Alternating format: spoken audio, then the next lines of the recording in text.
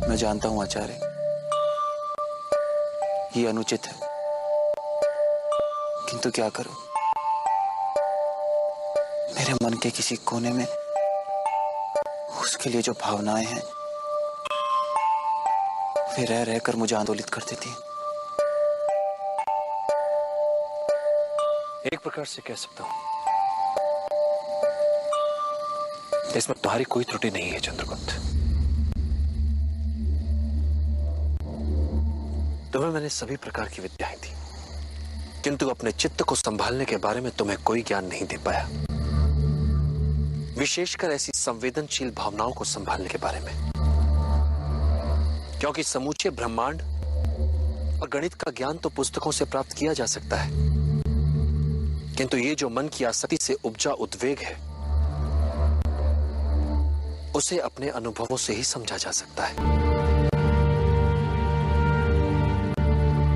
मेरी ये दृढ़ मान्यता है कि बच्चों को पहले 5 वर्ष तक अपने हृदय का टुकड़ा मानकर भरपूर प्रेम देना चाहिए, क्योंकि अगले 5 वर्ष उन्हें कड़े अनुशासन में रखना चाहिए, और जब वे 16 वर्ष के हो जाए तो उन्हें अपना प्रिय मित्र मान लेना चाहिए। तो मेरी मान्यताओं के अनुसार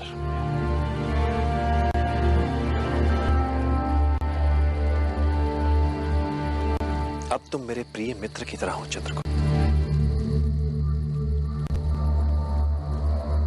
और अब हृदय को समझने के लिए और उसे संतुलित रखने के लिए मैं अपने अनुभवों से तुम्हें विभिन्न मार्ग दिखा सकता हूं। तुम्हें इस समय जिस पीड़ा का अनुभव हो रहा है वो किसी भी तरह से विशिष्ट नहीं है, किंतु तुम्हें लगता है कि तुम्हारे हृदय में झंझावात चल रहा है। वैसी पीड़ा का अनुभव आज तक विश्व में किसी ने किया ही नहीं होगा, किंतु ये एक साधारण सा आकर्षण मात्र है, एक पुरुष का एक स्त्री के लिए आकर्षण।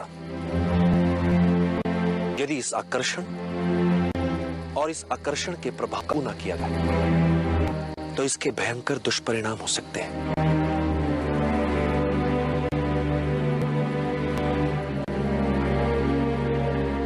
एक बात सदैव याद रखना चंद्रगुप्त, आत्मिक ज्ञान से बड़ा कोई आनंद नहीं, कामुकता से बड़ी कोई व्याधि नहीं, और शारीरिक आकर्षण से बड़ा कोई शत्रु नहीं।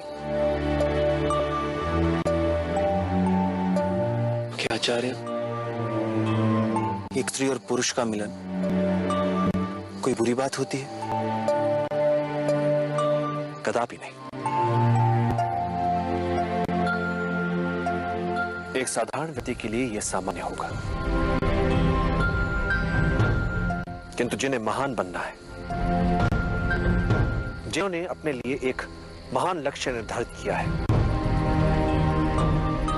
उनके लिए घातक होगा, आत्मघाती होगा। जिसके मन पर प्रेम, आसक्ति, आकर्षण ने डेरा जमा रखा हो, वो व्यक्ति अपनी सत्ता और शक्ति का निष्पक्ष रूप से निष्पादन करने में असमर्थ हो जाता है। फिर वो अपने ही पूर्वस्व छाया भर रह जाता है। वो सदैव असुरक्षा की कुंठा से पीड़ित रहता है।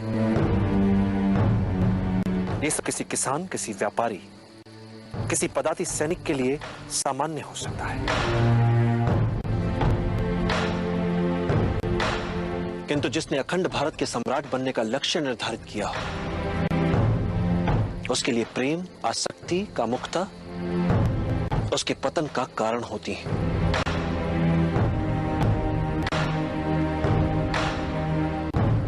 कभी कभी सोचता हूं आचार्य कि यदि इस लक्ष्य को पाने के लिए इतना भारी मूल्य ना चुकाना पड़ता तो। साधारण मूल्य चुकाकर यदि इतना बड़ा लक्ष्य मिल पाता तो कोई भी अखंड भारत का निर्माण कर लेता। फिर ना तो किसी चाणक्य की आवश्यकता होती और ना ही किसी चंद्रगुप्त की।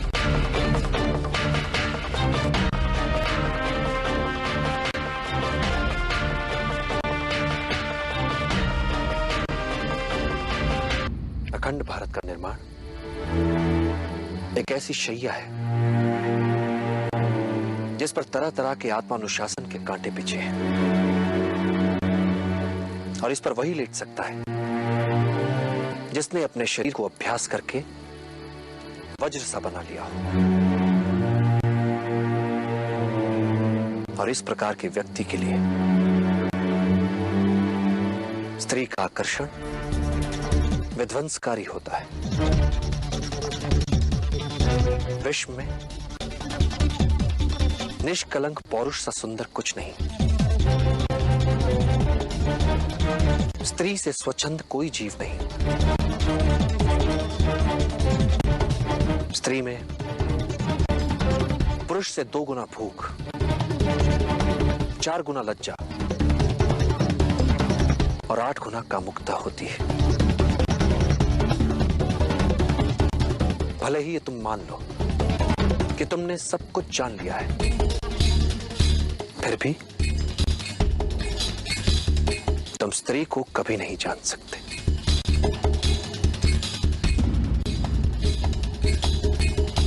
किंतु इस समय तुम्हारे समक्ष पर यह होना चाहिए चंद्रगुप्त, अखंड भारत के अमर के लक्ष्य के अनुरूप क्या तुमने स्वयं को वज्र सा बना लिया है?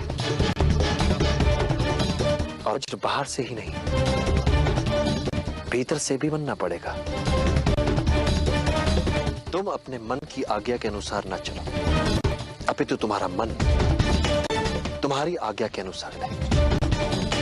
ऐसा हो जाए तो ऐसे व्यक्ति को ही वज्र स्नायु वाला व्यक्ति माना जाता है, और इतने बड़े लक्ष्य के लिए इससे कम की अपेक्षा की।